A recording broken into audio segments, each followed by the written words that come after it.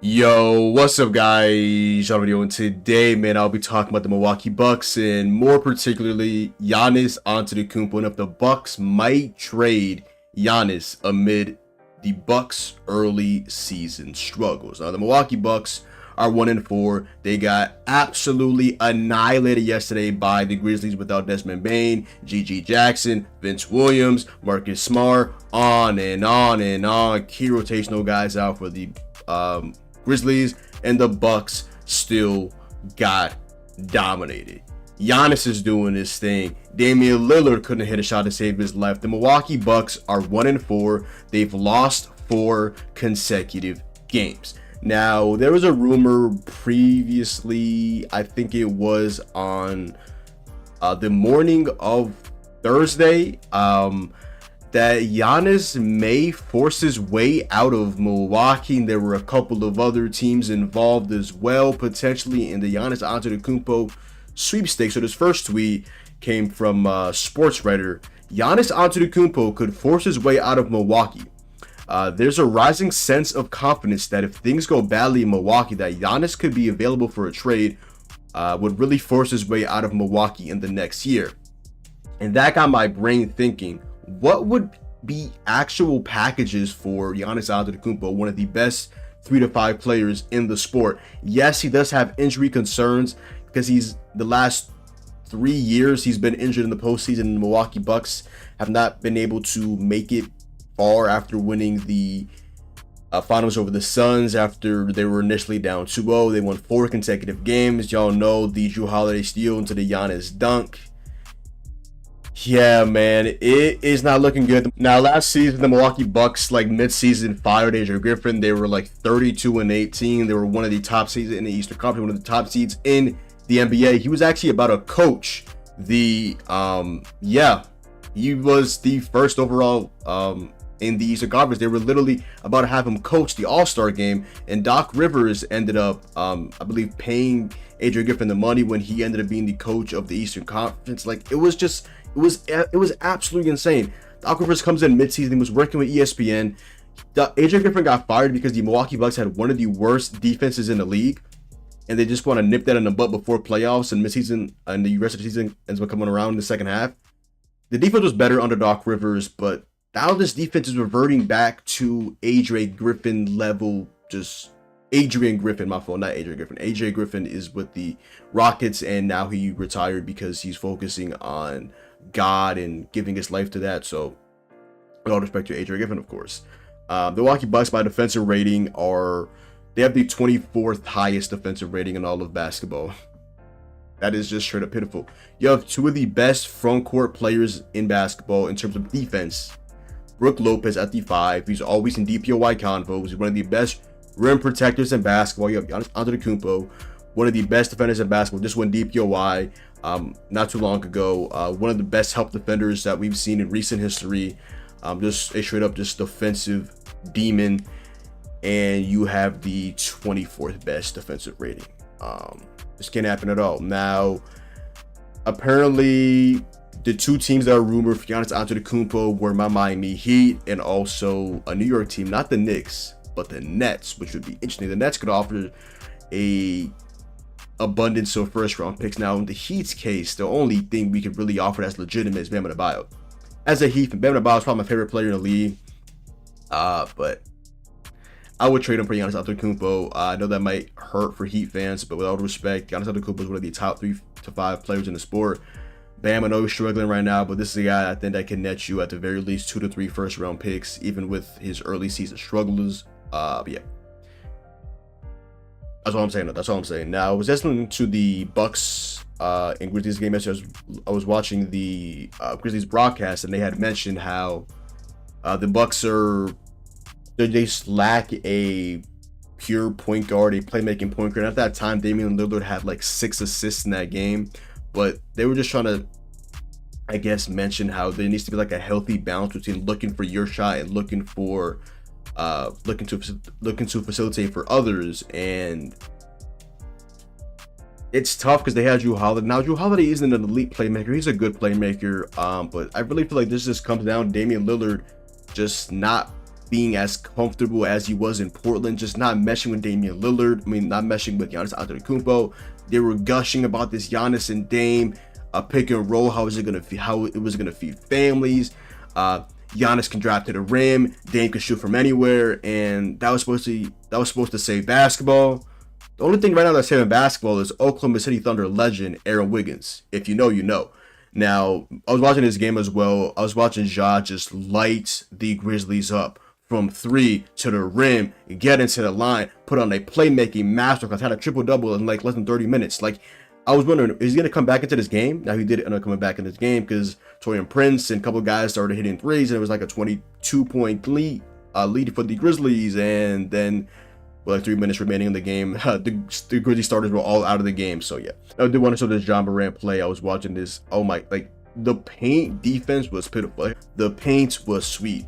Whether that was Zach Edey, Santi Aldama, anybody, you name it, he was going up and miraculously wide open in the paint. Ja Morant was just putting on one of the best games of his young career, a triple-double in less than 30 minutes, and was just firing on all cylinders. This is the Milwaukee Bucks defense that just can't happen at all. Ja Morant yesterday, he was on the ground and he somehow was able to lob it up. Like, this is one of the most insane plays I've seen this season. So, Ja Morant, he literally falls right there. And he gets it off the Santi Aldama. Like, that is one of the most, like look at this play again. Ollie Porter's in his face. He pass fakes Pat Connaughton. Santi Aldama, 1,000 IQ, calling for it. Ja sees it, throws it up, just untouched. Nobody really in the vicinity. I mean, Bobby Portis is there, but he really is just in no man's land. He didn't even really do anything. You see Ante Jackson in the back right there. He's just really not doing anything as well. The Milwaukee Bucks are a problem, and I won't be honest, I don't see the Bucks trading Giannis Antetokounmpo because they still don't have Chris Middleton. They still don't have a full team. And again, it's only been 5 games. Things can happen.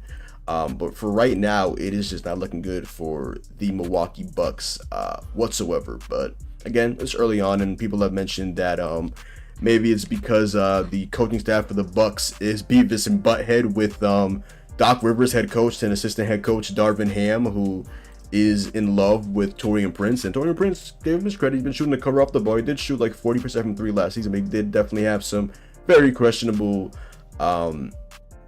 shots and very questionable low IQ moments from Torian Prince last season with the Lakers. Definitely had a bigger role than he was supposed to. He was starting for them at power forward ahead of Rui Hachimura, and it was very interesting to say the least the amount of minutes that he was getting last season. But now, like I mentioned about the Milwaukee Bucks defense, we got to talk about their guard defense. Their front court defense hasn't been terrible by points allowed per game. Right now, the Milwaukee Bucks against point guards are allowing the most points per game at 32.6. The Milwaukee Bucks against shooting guards are allowing the 6th most points per game to shooting guards at 25.9. Now, in terms of small forward defense as well, that also just isn't really something to write home for them about as well. They're allowing the 6th most points to small forwards, and the defensive rating is the 24th best in all of basketball, like I had mentioned earlier as well. Giannis is playing at an MVP level. Unfortunately for him, the Bucks are 1-4, and last time I checked, they were the 12th seed in the Eastern Conference, if I'm not mistaken. Let me just quickly look that up just to make sure. Actually, now the 14th seed in the Eastern Conference. The only team worse than them is the also 1-4 Pistons. And the 1-4 Raptors are 13th, so slightly ahead of them. So yeah, Giannis may be on his way out potentially. I don't see it though. He could force his way out of there. They could force Doc Rivers out of there before Giannis forces his way out of Milwaukee. Usually when he says certain things, he stands on business. They traded for Damian Lillard when he said, I don't know if I see myself here for the rest of my career, or whatever the hell he said. Giannis is playing at MVP level. Giannis is averaging what this season? 30, 11, and 5, 65% from the field, playing at MVP level. Just put up 37, 11, and 4.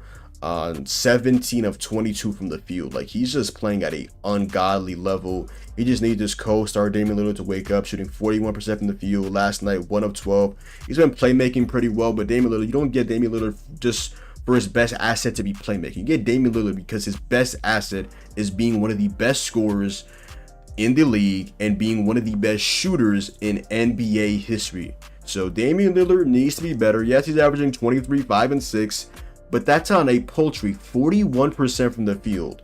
And his three-point percentage as well is at 26.7. This is one of the most illustrious shooters that we will ever see in NBA history.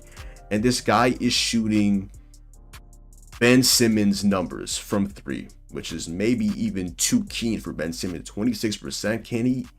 When was the last time we saw Ben Simmons even attempt a 3? My fault, Ben Simmons. Now, they did upgrade their point of attack defender with Gary Trent Jr., but unfortunately for the Bucks, his shot just has not fallen. He's averaging like 9, 2, and 1 on 35% from the field now. He is a massive upgrade POA-wise over Malik Beasley, who, remember last year, Tyrese Halliburton faked him out and they ended up hitting like the dagger layup or whatever the hell on him, maybe a dagger assist or whatever the hell it was, where he faked him out. Malik Beasley was sitting in his chair trying to be a point of attack defender, which he's never been in his career. He's always just been a streaky shooter on the Timberwolves, on the Lakers, on the Nuggets, on this, that, and the third. Now he's on the Pistons on veteran minimums. Yeah.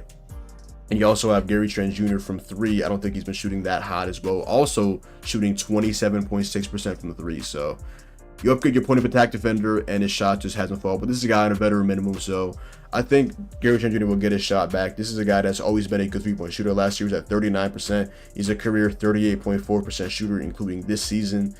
And they also, like I mentioned, just don't have what's his name, Chris Middleton. So, and AJ Johnson, another one of these interesting picks for the Milwaukee Bucks, first round pick with a 23rd overall pick. Just really hasn't played unless it's really garbage time. This is a guy that, looking at him, he's an extremely rare prospect. Didn't really jump off the board overseas, and they ended up still drafting him with their first overall pick, with their first round pick, I should say. And interesting because the Milwaukee Bucks are a win now organization, but they drafted a guy that's like pretty far from win now. He's a project player, so very interesting decision for the Milwaukee Bucks.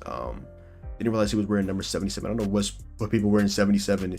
Kevin Porter Jr., that freak who was wearing a Joker costume like mid-game with his green hair and like he really had makeup on. I don't know what's going on. And Luka, obviously, the notorious number 77. But yeah, trouble right now in Milwaukee. It's been 5 games. Not going to overreact too much. I don't see Giannis Antetokounmpo getting traded.